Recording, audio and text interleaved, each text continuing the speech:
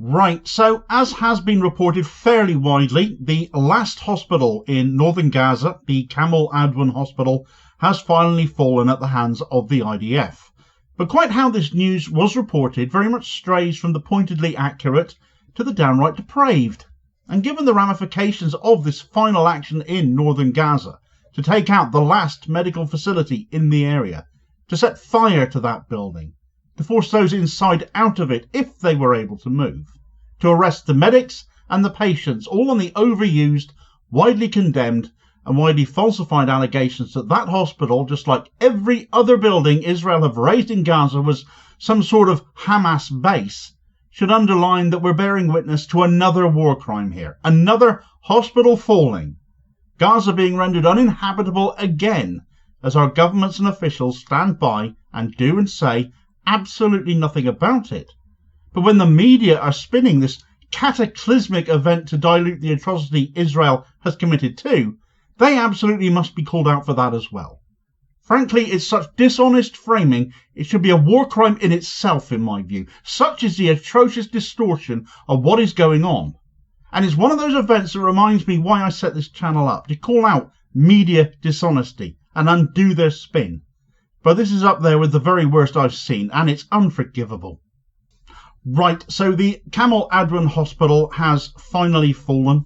Doctors all been forced out. People who hung in there for the sake of their patients, despite being starved of all resources to help them and treat them. Absolute selflessness as that has been. And yet one doctor, Walid al-Bouti, managed to transmit one final desperate message, asking for prayers and forgiveness if what they did fell short of anyone's rights. I don't think any sane person could ever suggest such a thing. Last night, the IDF invaded the hospital, arresting staff and giving others present just 10 minutes to leave the hospital. The previous day, 5 staff members and numerous civilians were killed in the hospital grounds as Israel carried out airstrikes and deployed robotic bombs. Because nothing says surgical strike or targeted strike quite like indiscriminate bombing like that does it? 50 people have died in the grounds of the Kamal Adwan hospital since last Thursday. But then with Hamas not present, that was never the purpose. The purpose is to take down the last bastion of civilian infrastructure that meant anything in Northern Gaza, that permitted life to still persist there, to hang on. The hospital had to go to enact Israel's general's plan, of course, to clear Northern Gaza of Gazan people. It is ethnic cleansing. It is one of the final blows. Patients were forced out of that building at gunpoint. According to the director of the Palestinian Health Ministry, this was some 300 people, including those with moderate to severe injuries, all of whom were forced out, were told to take off their clothing. They were stripped naked in the freezing weather and were marched out in lines. There's footage of this across social media, with orders to go to the ruins of the Indonesian hospital, already rendered useless and still being attacked by the IDF despite that. But of course you have to consider Kamal Adwan being a hospital that not every patient can evacuate, and what of them? Left inside. The World Health Organization has reported that some 60 health workers and 25 patients on ventilators were still inside the building when the IDF began setting fire to critical departments of that hospital. Those left inside, well, it's a horrible fate that faces them. Amongst those arrested includes prominently Kamal Adwan Hospital's director, Hussam Abu Safia. He was arrested on charges of, well, it's just ludicrous what Israel is getting away with. But he was arrested for the crime of refusing to leave the injured and his patients without medical care. Well, what a fiend that must make him then. What a criminal. What a crime. Needless to say, nobody knows what's become of him, along with other individuals arrested by the IDF at Kamal Adwan Hospital. But it's all part of the depraved systematic dismantling of healthcare in a part of Gaza that Israel is hell-bent on achieving. War crime as that is, but they don't care. Whoever holds them to account, after all. The accusation that this was yet another Hamas stronghold has elicited a statement from Hamas, given all things considered, and they've said, the criminal occupation army storming Kamal Adwan Hospital and the brutal massacres in its vicinity, Zionist war crimes taking place amid international inaction and complete complicity from the US administration, a partner in the campaign of extermination in the Gaza Strip.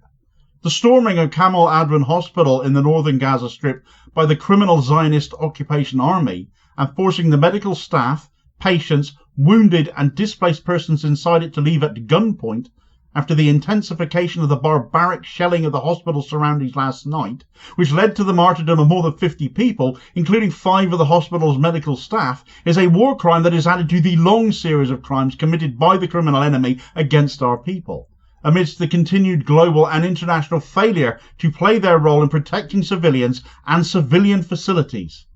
We hold the criminal Zionist occupation and behind it the American administration complicit in the brutal war of extermination in the Gaza Strip, fully responsible for the lives of the patients, the wounded and the medical staff working in the hospital after their complete isolation from means of communication and contact, and the news leaking about their exposure to abuse, and the arrest of a number of them and their being taken to an unknown location.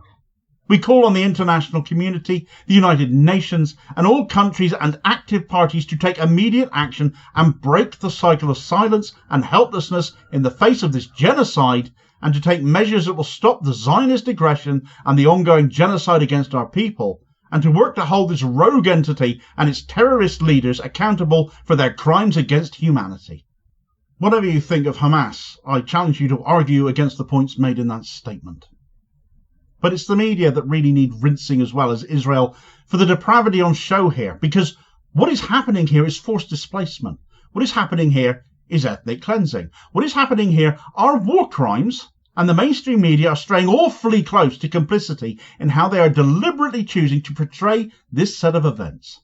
The BBC, for example, amongst the worst for seemingly bending the knee and kissing the Zionist ring, and that may or may not be a euphemism, headlined the raiding, arrests and evicting of staff and patients from Kamal Adwan as Israel forcibly evacuates Kamal Adwan Hospital in Northern Gaza.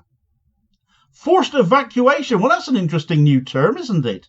You will be removed for your own good, is it? Or what about those left inside to burn, as already mentioned? It isn't an evacuation unless everyone is removed to safety. And that isn't even the case. Evacuation implies removal for these people's safety, yet Israel have demonstrated on all too many occasions they have scant regard for such matters. And having killed 50 civilians in the hospital grounds since last Thursday, I can only conclude they only got these people out to save ammunition. Evacuating them to the wreckage of a hospital that's already being destroyed, yet is still apparently still being targeted, isn't moving people to safety either, as the word evacuation should imply. This is disgusting cover for Israeli war crimes. There is no such thing as a forcible evacuation. My contempt for the BBC has only grown, but they're not alone. Sky News went with Israel raids Gaza's Kamal Adwan Hospital and evacuates remaining patients. You don't raid a place to evacuate the people inside. That is a ridiculous contradiction of terms. And again, this isn't even an evacuation. These people either leave or get burned down with the building. The Washington Post put out possibly the weirdest article I've found, though, titled Gaza's Kamal Adwan Hospital Forced to Evacuate by IDF, Director Says. Again, it's that word evacuate. It is this time being attributed, though, to Director Hassam Abu Safia, who the IDF arrested. But it has been attributed to him in an article that came out yesterday following the forcing out, I won't use the word evacuate, of medical staff and patients. So when did the Post secure this quote from him? Because Hassam Abu Safia was arrested by the IDF. I couldn't find another source to corroborate this headline, but I did see an interview clip.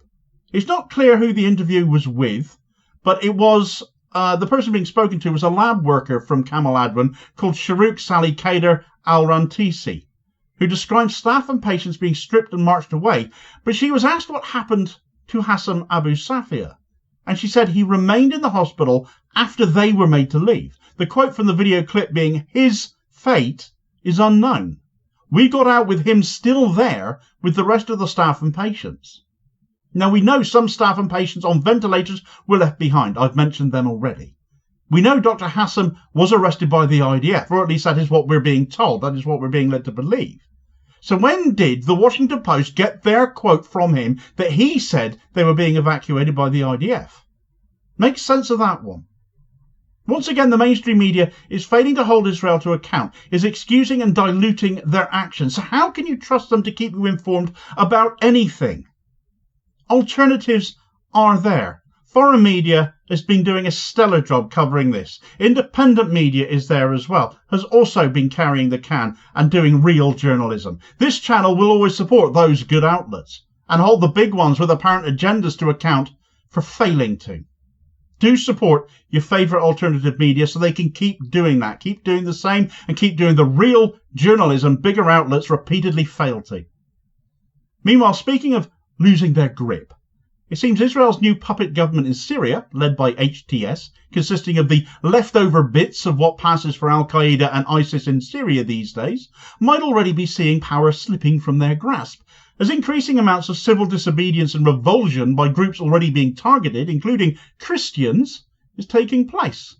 Get all the details of that story in this video recommendation here as your suggested next watch. Please do also hit like, share and subscribe if you haven't already done so to help support the channel and ensure you don't miss new daily content. That is very much appreciated as well.